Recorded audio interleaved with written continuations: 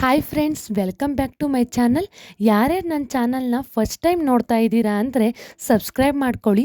ಆಗ ನಾನು ಮಾಡೋ ವೀಡಿಯೋಸ್ ನಿಮಗೆ ಬರುತ್ತೆ. ಓಕೆನಾ? ಇವತ್ತಿನ ವಿಡಿಯೋದಲ್ಲಿ ಗರ್ಲ್ ಬೇಬಿಯಲ್ಲಿ ಯಾವ ಸಿಮ್ಟಮ್ಸ್ ಕಾಣಿಸುತ್ತೆ ಅಂತ ನೋಡೋಣ. ಹೋದ ವಿಡಿಯೋದಲ್ಲಿ ಬಾಯ್ ಬೇಬಿ ಸಿಮ್ಟಮ್ಸ್ ಏನೇನಿರುತ್ತೆ ಅಂತ ಹೇಳಿದ್ದೀನಿ. ಯಾರ್ಯಾರು ವಿಡಿಯೋ ನೋಡಿಲ್ಲ ಅಂದರೆ ನೋಡಿ. ಗರ್ಲ್ ಬೇಬಿ ಆಗಬೇಕಾದ್ರೆ ಈ ಥರ ಸಿಮ್ಟಮ್ಸ್ ಎಲ್ಲ ಇರುತ್ತೆ. ಬಟ್ ನನಗೇನು ಆಗಿಲ್ಲ.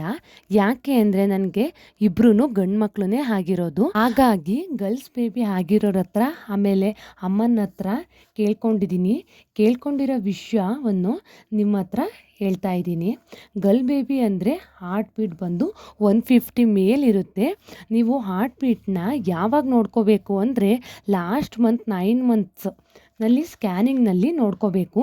150 ಮೇಲಿದೆ ಅಂದರೆ ಅದು ಹೆಣ್ಮಗು ಅಂತ, 140 ಒಳಗಿದೆ ಅಂದರೆ ಗಂಡು ಮಗು ಅಂತ. ಓಕೆನಾ? ನೆಕ್ಸ್ಟ್ ಬಂದು ಗರ್ಲ್ ಬೇಬಿ ಏನಾದರೂ ಹೊಟ್ಟೆಲಿದೆ ಅಂದರೆ ಖಾರ ಇಷ್ಟ ಆಗಲ್ಲ. ಬಾಯ್ ಬೇಬಿ ಏನಾದರೂ ಇದೆ ಅಂತ ಅಂದರೆ ಖಾರ ಜಾಸ್ತಿ ಇಷ್ಟ ಆಗುತ್ತೆ. ಗರ್ಲ್ ಬೇಬಿ ಹೊಟ್ಟೆಲಿರಬೇಕಾದ್ರೆ ಖಾರ ಸ್ವಲ್ಪ ಐಟಮ್ಸ್ನ ತಿಂತಾರೆ, ಬಟ್ ಜಾಸ್ತಿ ಸ್ವೀಟ್ ಐಟಮ್ಸ್ ಇಷ್ಟ ಆಗುತ್ತೆ. ಖಾರ ಐಟಮ್ಸ್ ಜಾಸ್ತಿ ತಿನ್ನಬೇಕು ಅಂತ ಏನು ಅನಿಸಲ್ಲ. ಸ್ವೀಟ್ ಐಟಮ್ಸ್ನ ಜಾಸ್ತಿ ತಿನ್ನಬೇಕು ಅಂತ ಅನಿಸುತ್ತೆ ಏನಾದರೂ ಗರ್ಲ್ ಬೇಬಿ ಏನಾದರೂ ಇರಬೇಕಾದ್ರೆ ಹೊಟ್ಟೆಲಿದ್ದರೆ. ನೆಕ್ಸ್ಟ್ ಬಂದು ಹೊಟ್ಟೆ ರೌಂಡ್ ಇರುತ್ತೆ, ಉಕ್ಕಳನೂ ಏನು ಮುಂದಕ್ಕೆ ಬಂದಿರಲ್ಲ. ನಾನು ಹೇಳಿದ್ದೀನಿ ಬಾಯ್ ಬೇಬಿ ಏನಾದರೂ ಇದ್ದರೆ ಉಕ್ಕಳ ಮುಂದಕ್ಕೆ ಬಂದಿರುತ್ತೆ ಅಂತ. ಬಟ್ ಗರ್ಲ್ ಬೇಬಿ ಏನಾದರೂ ಇದೆ ಅಂತ ಅಂದರೆ ಉಕ್ಕಳ ಮುಂದಕ್ಕೆ ಬಂದಿರಲ್ಲ. ಇದು ಒಂದು ಸಿಮ್ಟಮ್ಸ್ ಗರ್ಲ್ ಬೇಬಿಲಿ ಇರಲ್ಲ. ನೆಕ್ಸ್ಟ್ ಬಂದು ಹೊಟ್ಟೆಲಿ ಗರ್ಲ್ ಬೇಬಿ ಬೆಳೀತಾ ಇರಬೇಕಾದ್ರೆ ಹೊಟ್ಟೆ ಅಗ್ಲಕ್ಕಾಗುತ್ತೆ, ಅಗ್ಲ ಕಾಣಿಸುತ್ತೆ ಜಾಸ್ತಿ.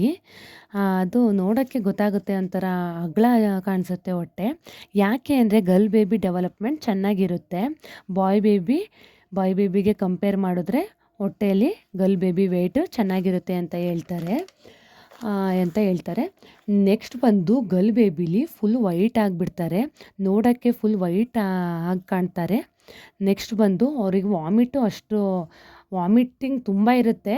ಬಾಯ್ ಬೇಬಿಲಿ ಅಷ್ಟು ವಾಮಿಟಿಂಗ್ ಇರಲ್ಲ. ಬಾಯ್ ಬೇಬಿ ಮಾಮ್ಸು ಜಾಸ್ತಿ ಆ್ಯಕ್ಟಿವ್ ಆಗಿರ್ತಾರೆ, ಗರ್ಲ್ ಬೇಬಿಲಿ ಸ್ವಲ್ಪ ಅವರು ಆ್ಯಕ್ಟಿವ್ ಲೆಸ್ ಆಗಿರ್ತಾರೆ.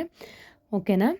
ಆಮೇಲೆ ನೆಕ್ಸ್ಟ್ ಬಂದು ಯೂರಿನ್ ಪಾಸ್ ಮಾಡಬೇಕಾದ್ರೆ ಜಾಸ್ತಿ ಫಾಸ್ಟಾಗಿ ಯೂರಿನ್ ಪಾಸ್ ಆಯಿತು ಅಂದರೆ ಅದೊಂದು ಗರ್ಲ್ ಬೇಬಿ ಸಿಮ್ಟಮ್ಸ್ ಆಗಿರುತ್ತೆ. ಬಾಯ್ ಬೇಬಿ ಇರಬೇಕಾದ್ರೆ ಯೂರಿನ್ ಲೇಟ್ ಆಗುತ್ತೆ, ಸ್ವಲ್ಪ ನಿಧಾನಕ್ಕಾಗುತ್ತೆ. ಓಕೆನಾ? ಬಾಯ್ ಬೇಬಿ ಏನಾದರೂ ಹೊಟ್ಟೆಲಿ ಇರಬೇಕಾದ್ರೆ ಯೂರಿನ್ ಸ್ವಲ್ಪ ಲೇಟ್ ಆಗುತ್ತೆ.